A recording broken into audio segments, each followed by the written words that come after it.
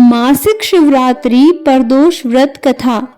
धार्मिक पौराणिक कथा के अनुसार चित्रभानु नामक एक शिकारी था। जानवरों की हत्या करके वह अपने परिवार को पालता था। वह एक साहूकार का कर्जदार था, लेकिन उसका ऋण समय पर न चुका सका। क्रोधित साहूकार ने शिकारी को शिव मठ में बंदी बना लिया। संयोग से उस दिन शिवरात्रि थी। शिकारी ध्यान मग्न होकर शिव संबंधी धार्मिक बातें सुनता रहा।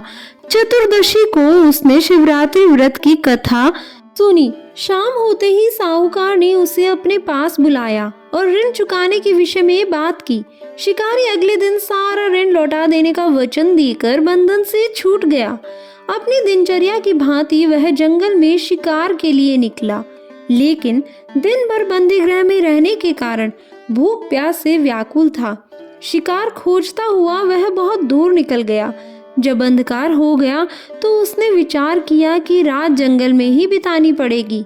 वह वन एक तालाब के किनारे एक बेल के पेड़ पर चढ़कर रात बिताने के इंतजार करने लगा। बेल वृक्ष के नीचे शिवलिंग था, जो बेल पत्रों से ढका हुआ था। शिकारी को उसका पता न चला। पड़ाव बनाते समय उसने जो टहनियां तोड़ी वे संयोग से शिवलिंग पर गिरती चली गई। इस प्रकार दिन भर भूखे प्यासे शिकारी का व्रत भी हो गया और शिवलिंग पर बेलपत्र भी चढ़ गए। एक पहर रात्रि बीत जाने पर एक गर्भिणी हिरणी तालाब पर पानी पीने पहुंची।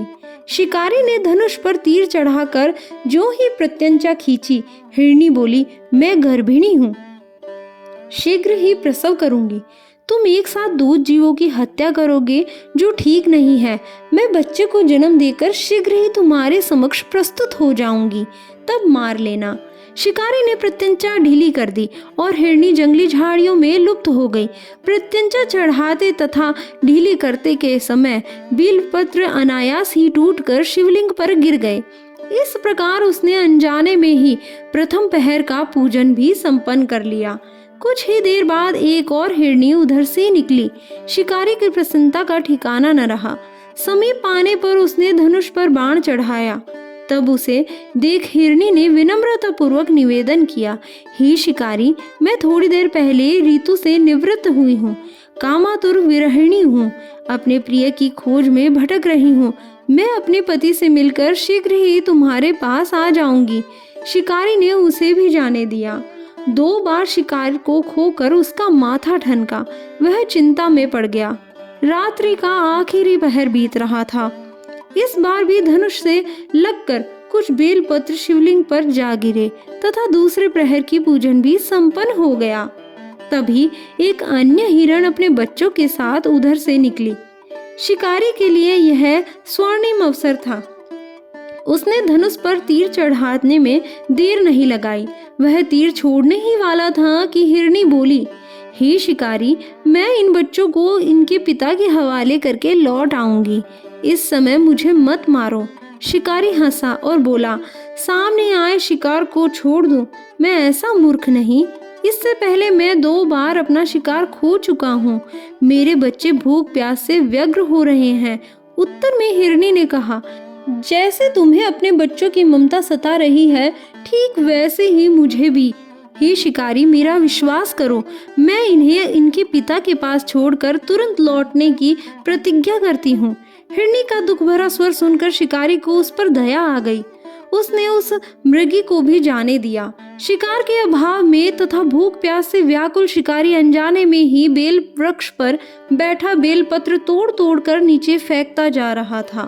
पो फटने को हुई तो एक हष्ट पुष्ट मृग उसी रास्ते पर आया। शिकारी ने सोच लिया कि इसका शिकार वह अवश्य करेगा।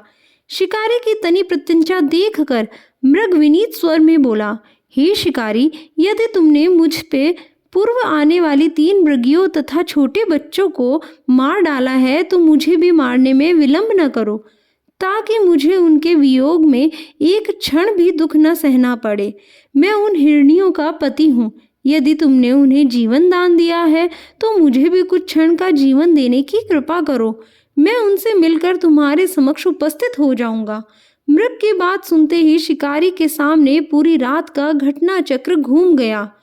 उसने सारी कथा मृग को सुना दी।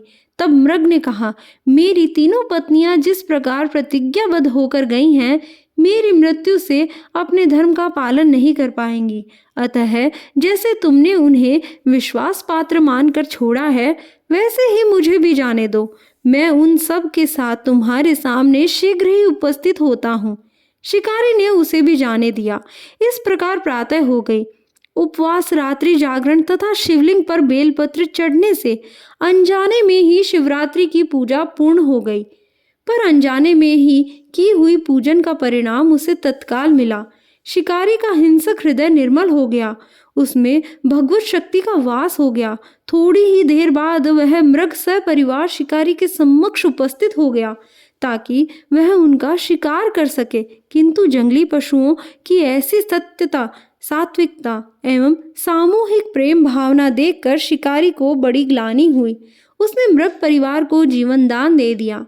अनजाने में शिवरात्रि के व्रत का पालन करने पर शिवकारी को मोक्ष और शिवलोक की प्राप्ति हुई।